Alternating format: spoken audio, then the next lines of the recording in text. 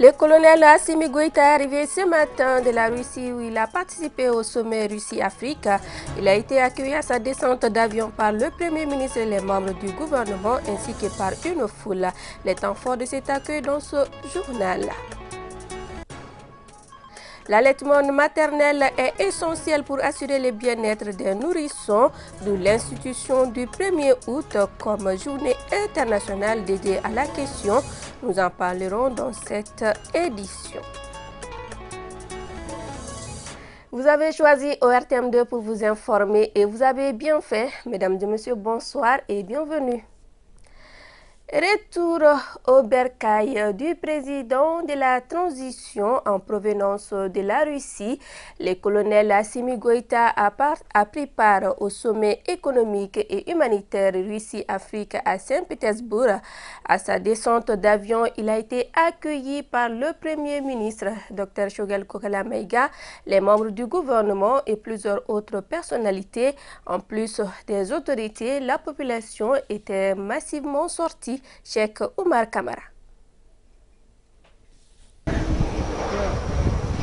C'est précisément à 9h45 heure de Bamako que l'avion de l'invité de marque du président russe Vladimir Poutine a atterri sur le tarmac de l'aéroport international président Modibo Keïta de Sénou.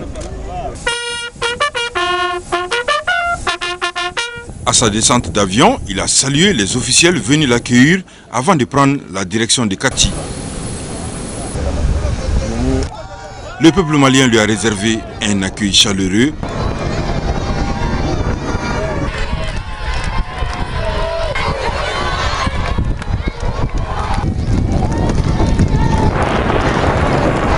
Le chef de l'État salue également son peuple en guise de reconnaissance à son soutien au gouvernement de la transition.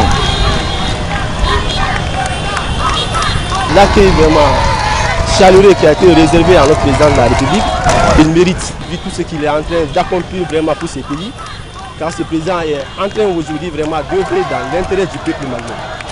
Et nous, en tant que jeunes dans ce pays aujourd'hui, nous savons vraiment quel était le défi.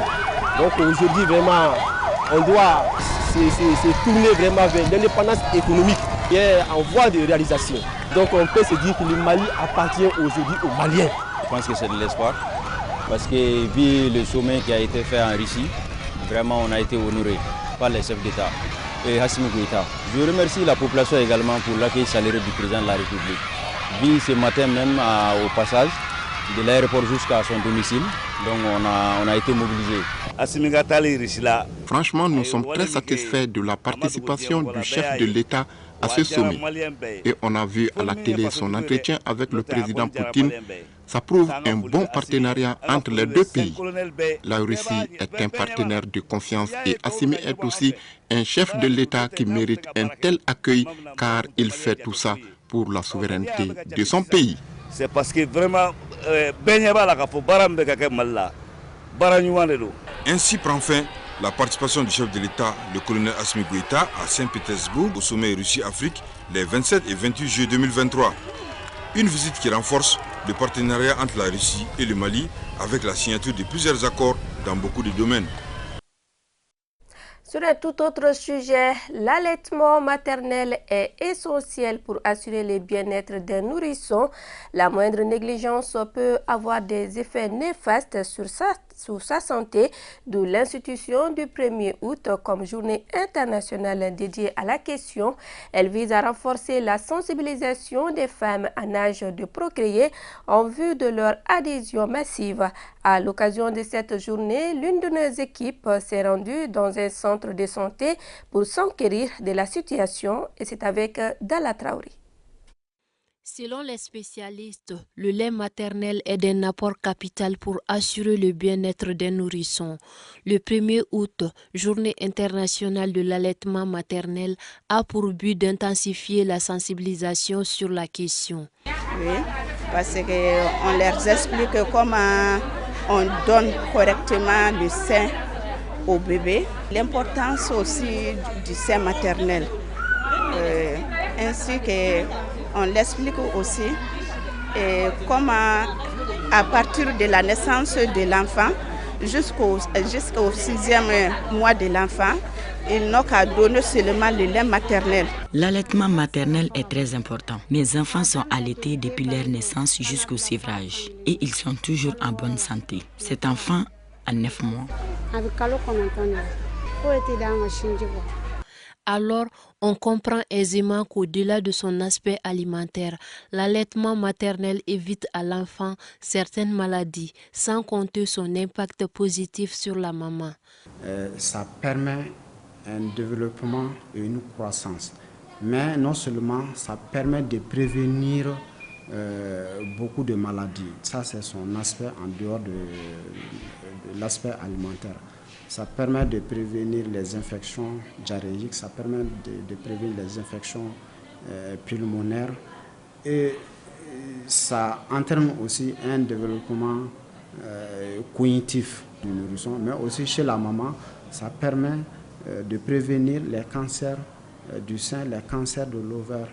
Ça permet de prévenir aussi les maladies métaboliques comme le diabète, les maladies cardiaques comme l'hypertension artérielle.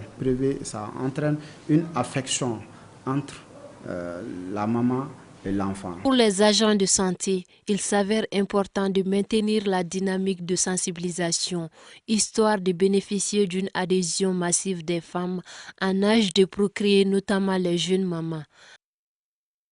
Sortie de la 5e promotion du système LMD de la faculté d'histoire et de géographie de Bamako, cette promotion qui compte 500 diplômés est baptisée professeur Adama Bakonare, un choix qui se justifie par les qualités dont il dispose. Kounandi Bamani. La promotion Adama Bakonare est une promotion exemplaire selon le doyen. Elle s'est battue pour voir ses jours, d'où cet honneur à son égard. Ces jeunes ont reçu une très bonne qualité de formation, donc on a vraiment voulu les soutenir, leur montrer la voie, que vraiment le travail ne se limite pas aux études, mais il faut vraiment se préparer pour la recherche de l'emploi. Le porte-parole de la promotion s'est dit ému et fier du parcours de la promotion. Ému, ravi, tels sont les adjectifs qui qualifient mon état d'esprit d'aujourd'hui. Cette journée qui marque la fin de notre étude de premier cycle de l'université en obtenant une licence en géographie humaine et économique, histoire professionnelle, histoire générale et écologie.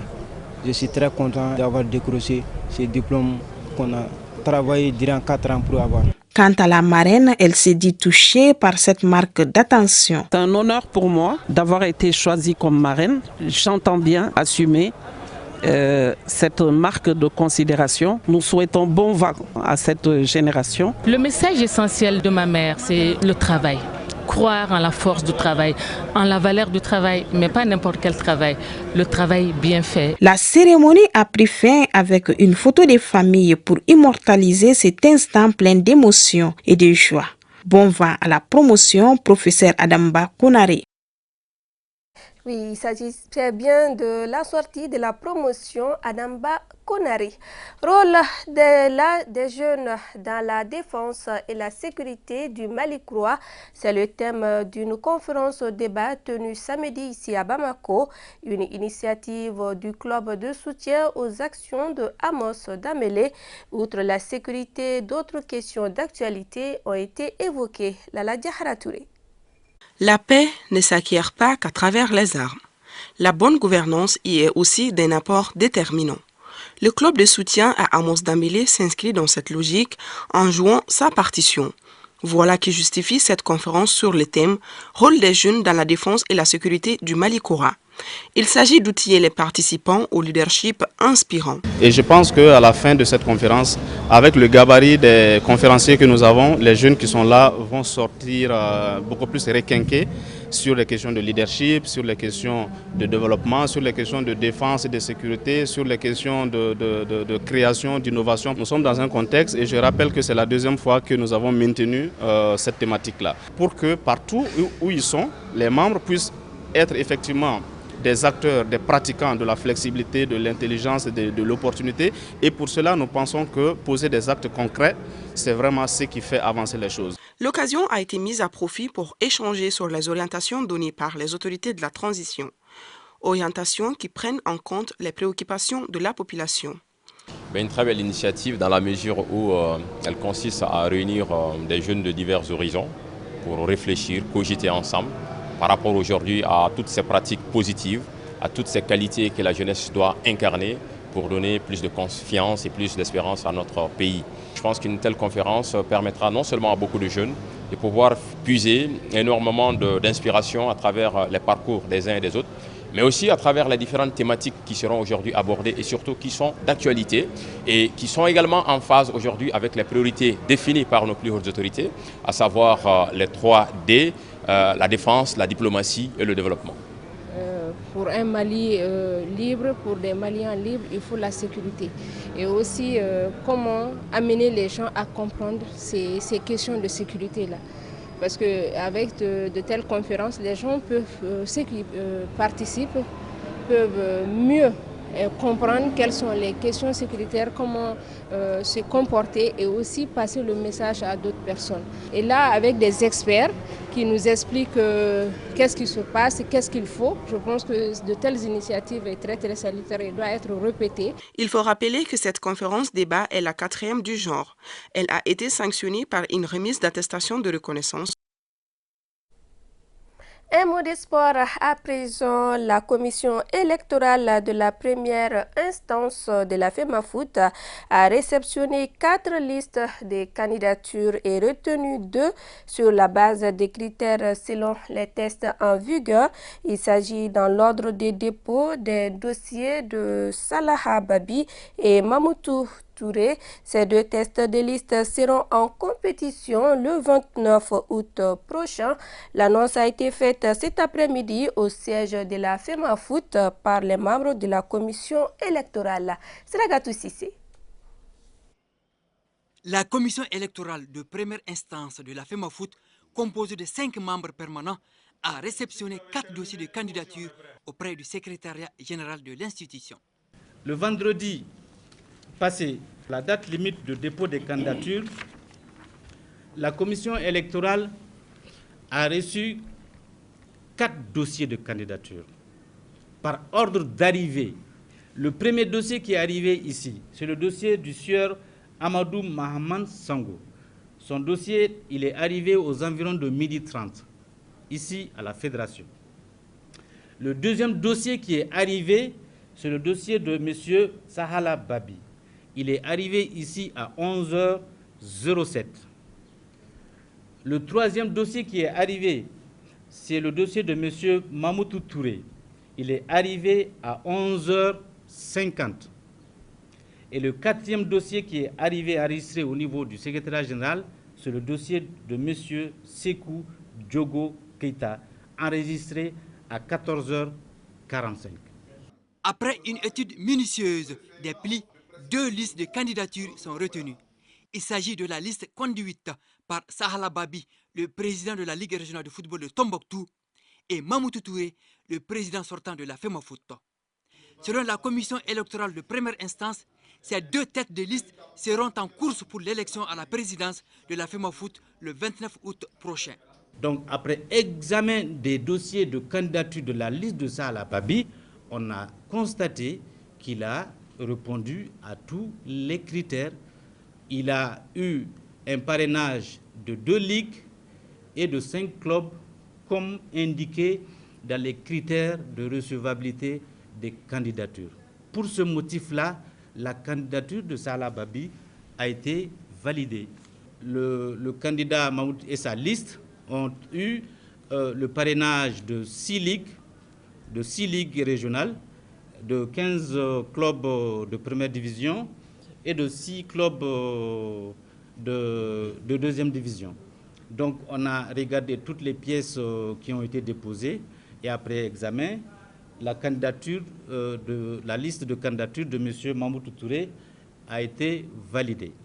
Les listes des candidats Sekou Diogo Keita et Amadou Mahaman Sango sont rejetées pour les motifs suivants.